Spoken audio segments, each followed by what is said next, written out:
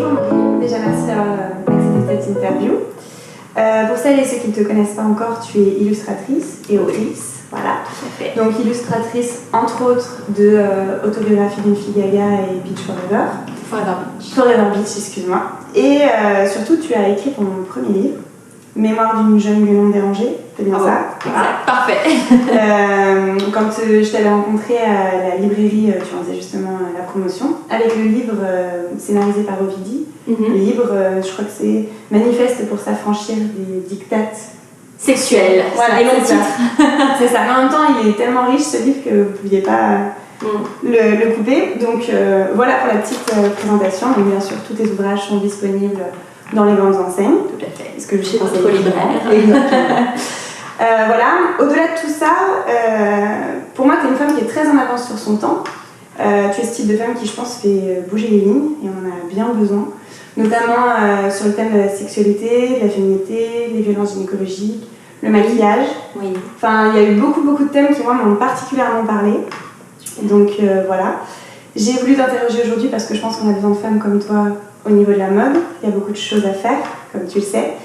Dans la manière dont on consomme la mode, dans la manière dont elle nous libère et nous oppresse, surtout nous les femmes. Un peu les garçons aussi, mais surtout nous les femmes quand même. Donc voilà, avant d'aller en profondeur dans ces deux points, donc la slow fashion et le féminisme dans la mode, je voudrais apprendre à mieux connaître ton rapport à la mode. Donc je vais m'adresser à la petite Maureen, si tu es d'accord. Okay. Est-ce que tu peux nous raconter comment ça se passait quand tu étais petite? Est-ce que c'est toi qui choisissais tes habits? Est-ce que tu étais plutôt passive, active? Je crois que j'étais plutôt passive, mais j'étais une passive enthousiaste. C'est-à-dire que j'adorais me déguiser, j'adorais m'habiller. Et je pense que ma mère adorait m'habiller. Elle s'est vraiment fait plaisir. Et elle était hyper indépendante, businesswoman, donc elle avait un bon salaire. Elle pouvait me payer des vêtements. Et du coup, elle s'est fait plaisir. Et j'étais plutôt passive. C'est pas tellement moi qui choisissais mes tenues, mais cela dit, j'avais pas l'impression de... si j'aimais pas quelque chose, j'ai jamais eu l'impression qu'on me forçait à porter un vêtement, mais par contre on me proposait des trucs et je disais oui quoi. J'étais facile et ma mère dirigeait pas mal et j'étais toujours super bien. Mais des fois avec des trucs qui coûtaient rien du tout, mélangés. Enfin voilà, ma mère était elle fouinait beaucoup et tout, donc elle se faisait plaisir. C'était ma maman essentiellement qui s'occupait de ce point-là. D'accord. Et à quelle période t'as compris dans la cour de récré qu'il y avait des tendances et des modes qu'il fallait ou ne pas suivre, et est-ce que tu les as suivis? Je pense que j'ai commencé à ressentir ça en CM2. Ouais. Avant, honnêtement, je portais des caleçons Pocahontas et j'avais pas grand goût. Oui. Je m'en foutais un petit peu. Voilà, j'avais des trucs, c'était peut-être un peu à la mode, voilà, des trucs avec des personnages Disney et tout ça, mais j'étais pas tellement soucieuse de ça. Et je crois que fin de CM2, je me rappelle d'une... Oh, remarque, ouais, j'avais une doudoune orange que j'assumais moyen, où ma mère m'avait acheté des petits mocassins orange, elle avait les mêmes, et quand on les achetait ensemble, je trouvais ça génial. Et en arrivant à l'école, je me suis dit, oh, il y a peut-être un truc qui va pas bien. Et c'est vraiment en 6e que là, avec le collège... avec l'association des marques aussi. Ouais, c'est vraiment le moment où là, pour le coup, on a vraiment... on faisait attention au budget, on n'était pas du tout pro-marque à la maison et tout ça. Et sans que je sois privée de rien du tout, mais voilà, ma mère estimait qu'on n'avait pas besoin d'avoir la marque pour que ce soit bien. Et au collège, c'est là que c'était le plus, il y avait le plus de pression. Il fallait un sac à dos Espac, fallait des baskets Adidas que j'ai eu, donc j'ai fait forcing pour les avoir. Et je pense que à partir de, j'avais 10 ans en 6e, donc à partir de 10 ans. D'accord.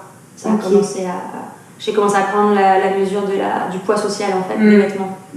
Et au moment de l'adolescence, donc plus 3e, 4e, notre corps change. Qu'est-ce qui a changé par rapport à ton corps, par rapport au regard des autres et à la façon de t'habiller? Est-ce que la mode c'est devenu un outil de revendication, quelque chose pour te cacher? Pas encore, parce que en fait, à l'adolescence, donc j'ai grandi très vite, donc j'ai été très grande, très maigre, et du coup j'avais très très très honte de mes jambes. Je voulais à tout prix cacher mes jambes, et en même temps la mode, c'était quand même des pantalons près du corps, un peu pas de def en bas, mais près du corps. Et donc pas trop de robe, non, je mettais beaucoup de pantalons.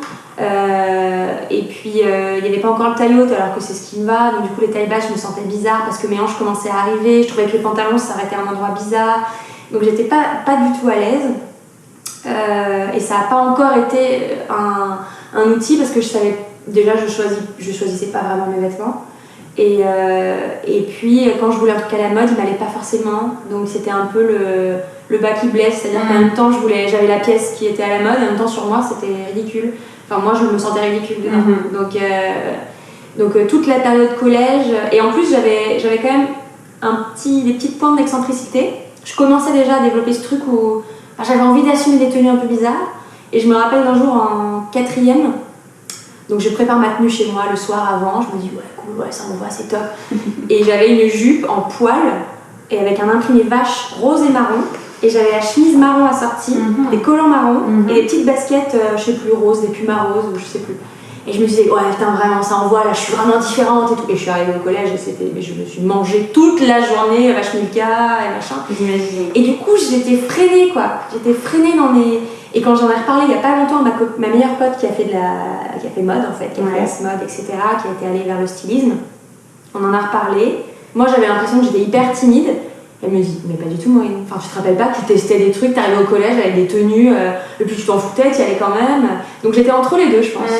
Le souvenir que j'ai de moi, c'est un espèce de petit machin tout gauche que vous n'allez pas trop faire grand chose. Et ce que me dit ma meilleure amie, c'est bah ouais, mais quand même, t'osais des trucs bizarres. T'avais déjà un peu envie d'être. De sortir du lot, quoi. De sortir du lot. Mais quand je le payais cher derrière, c'était un peu. Et c'est vraiment au lycée après que là. Où tu t'es éclatée. Oula. Qu'est-ce qui a changé par rapport au collège? Bah déjà, au lycée, c'est un recommencement, c'est-à-dire que j'ai changé d'établissement, donc plus personne ne me connaissait.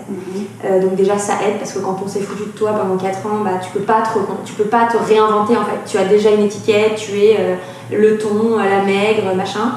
Que quand j'arrive au lycée, j'ai 15 ans, personne ne me connaît, je recommence à zéro. Et en fait, assez vite, du coup, je vais à fond dans ce truc d'excentricité. Et alors là, j'ai la chance d'avoir une mère qui était hyper ok sur le fait qu'on soit excentrique. Tant que je mettais un kawaii le matin pour pas avoir froid, franchement, j'ai pu m'habiller à peu près comme je voulais. Ma petite sœur aussi. Et alors là, c'était un style parent, quoi. Donc j'ai été gothique romantique, j'ai été punk cat rock, j'ai été baba, j'ai été... Fait, toujours avec des espèces de... Je ne me définissais pas comme ça. Pour moi, j'ai jamais été baba. Non, j'avais des grandes jupes, des colliers en noix de je sais pas quoi, mais j'avais twisté avec un corset, je mélangeais des trucs improbables. Ok. Ça devait être... Ah, c'était... Non, mais c'était riche. Ouais, tu m'étonnes. Et en fait, très vite, je me suis rendu compte qu'effectivement, le vêtement, quel qu'il soit, pour le coup, j'aimais beaucoup chiner, je récupérais énormément de fringues de ma mère et de ma grand-mère. On se passait beaucoup les vêtements. Et en fait, j'ai assez vite aimé être bizarre. Enfin, c'était un truc qui me plaisait bien. Qu'on te regarde. Ouais. En fait, on me regardait déjà parce que moi j'avais l'impression d'être moche, d'être toute maigre. Donc j'avais l'impression que déjà j'attirais l'attention. Donc autant le faire bien. Donc je préférais qu'on se foute de mes fringues que de mon corps que je pouvais pas changer. Mes fringues à la limite, bah oui, mais j'ai fait exprès les mettre, elles sont moches, haha. Alors que mon corps, il est là et je peux rien en faire d'autre que. Donc c'était plus facile de recevoir des critiques sur mes vêtements que sur mon physique. Ok. Je comprends bien ce que tu veux dire parce que moi j'étais gothique et c'était exactement ça. J'aurais aimé être gothique, mais il n'y avait que Pinky à ce mur. J'étais une gothique de chez Pinky. Oui, mais je comprends. J'ai eu beaucoup de choses de chez Pinky et Zara. Ce qui était quand même assez dramatique, mais c'était ça. C'était.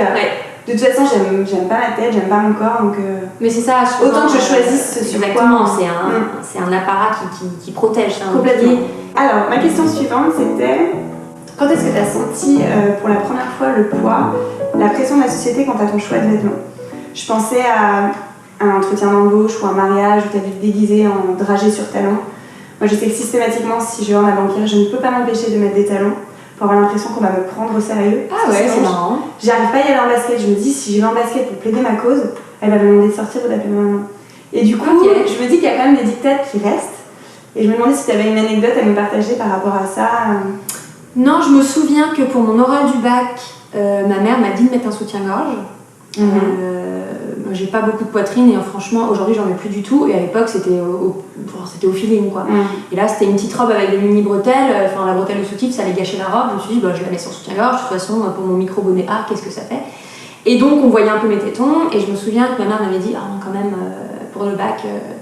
Et puis aussi, il y avait ce truc-là, justement pour les entretiens. Et là, pour moi, c'était les études, donc les entretiens du bac, en l'occurrence. Ou entretien pour mon école d'art. C'était de ne pas s'habiller trop sexy, trop féminine, parce que, et je me souviens de m'être entendu dire, voilà, parce que si l'examinateur c'est un mec, nanana, mais si c'est une nana, elle va être jalouse, enfin des trucs, et en fait très vite j'ai intégré que fallait que je fasse gaffe à ce à quoi j'allais ressembler. Mais après, honnêtement, du coup je suis entrée directement en école d'art après mon lycée, enfin école de dessin privée. Et là, clairement, on se dit tous artistes, machin, donc finalement, on regarde assez peu notre look, même si, même là-bas, j'étais quand même bien... on parlait de moi en tant que Madame Froufrou, parce que je mettais des milliards de trucs, et dans l'école, j'étais connue pour être Madame Froufrou, donc j'arrivais quand même, et c'était plus dur. Sortir du lot dans une école où tout le monde est bizarre, oui, c'est sûr. Du coup, c'est compliqué. Ça nous emmène sur notre deuxième sujet, justement, la slow fashion. Donc la slow fashion, pour une petite définition, c'est le consommer moins mais mieux, tout en prenant une mode plutôt intemporelle et indémodable. Enfin, ça, moi, c'est ma définition. Oui, ça, on prend voilà. Mais on est d'accord. Donc c'est bien que tu aies parlé de cette histoire de maquillage, parce que j'avais justement regardé la vidéo, je t'avais écrit un texto pour te dire la vidéo Léa Bordier, Cher Corps, où tu parles notamment que tu as réussi à te déconnecter de l'épilation du maquillage. Je me suis pas maquillée. Mais oui, ça fait une semaine. J'ai vu. Et je tiens. Et j'ai vu aussi que tu avais récemment demandé sur Insta des noms de marques éco-responsables. Alors ça fait toujours un peu peur le mot mode éthique. Moi j'ai l'impression que les gens voient des sacs en bandoulière en chanvre. C'est ça. Et je me dis non, je vous jure, il n'y a pas que ça. Et j'étais super contente de voir que tu avais eu pas mal de réponses de tes abonnés. Donc que les consciences se réveillaient. Donc ça c'est vraiment Il y a cool. une demande. Il y a une vraie demande. Donc ma question suivante, c'est quand et pourquoi as-tu eu un déclic quant à ta consommation de mode?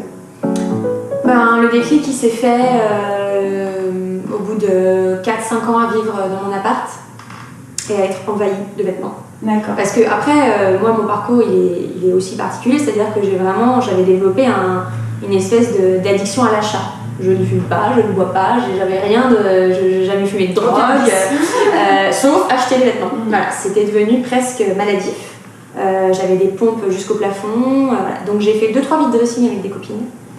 Au début en me disant je pourrais jamais vendre ce tutu que j'ai porté en 2008. Et en fait, de me débarrasser, de me vider, ça a fait beaucoup de bien. Ça les gens connaissent très bien, hein. Là on est en plein dans le printemps, là tous les filles le ménage chez soi et vide et jette, voilà.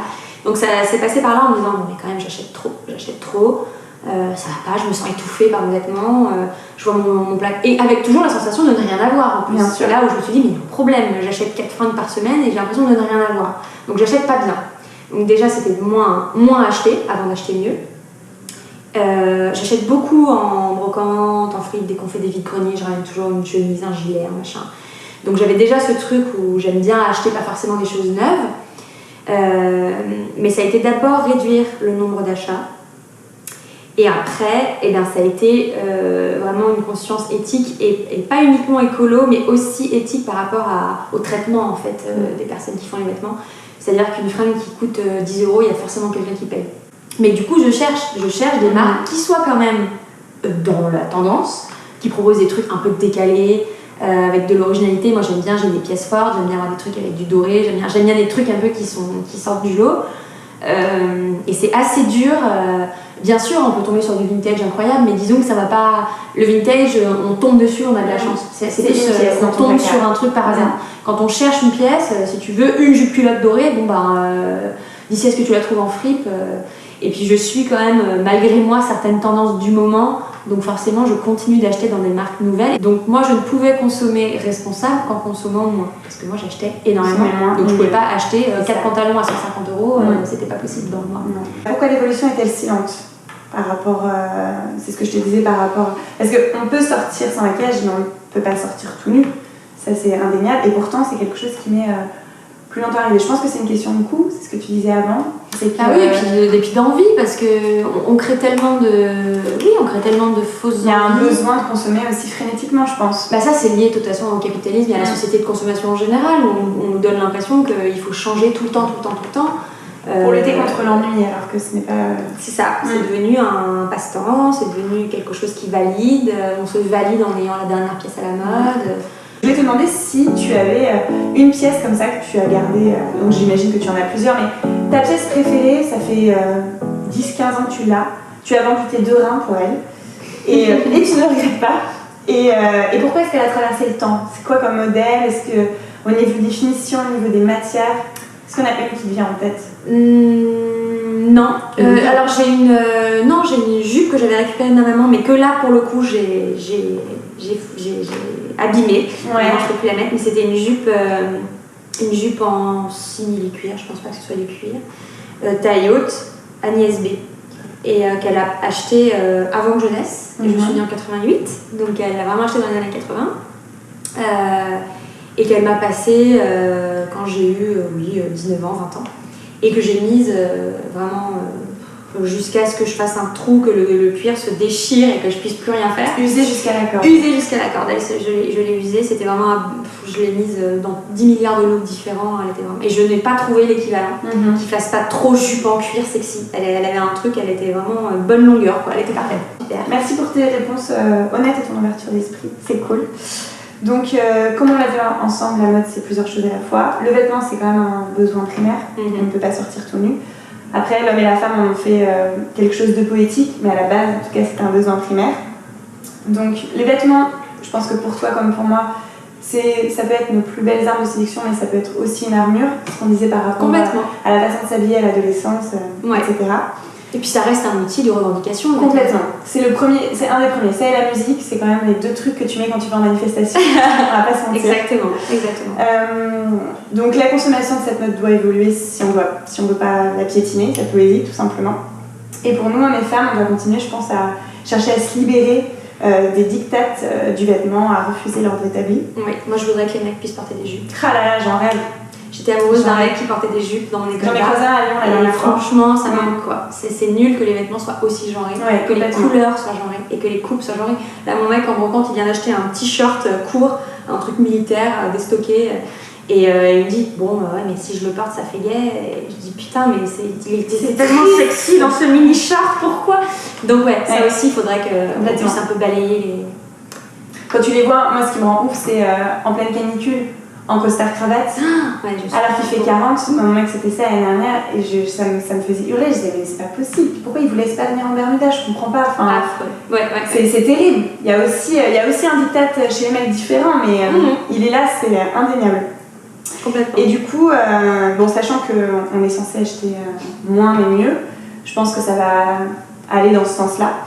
Est-ce que ça veut dire, Maureen, que dans un futur proche, en fait on s'habillera plus et on vivra nu? Pense. Ah bah écoute, on serait plus libre. Moi avec mes poils j'aurais chaud de toute façon. Tu serais bien.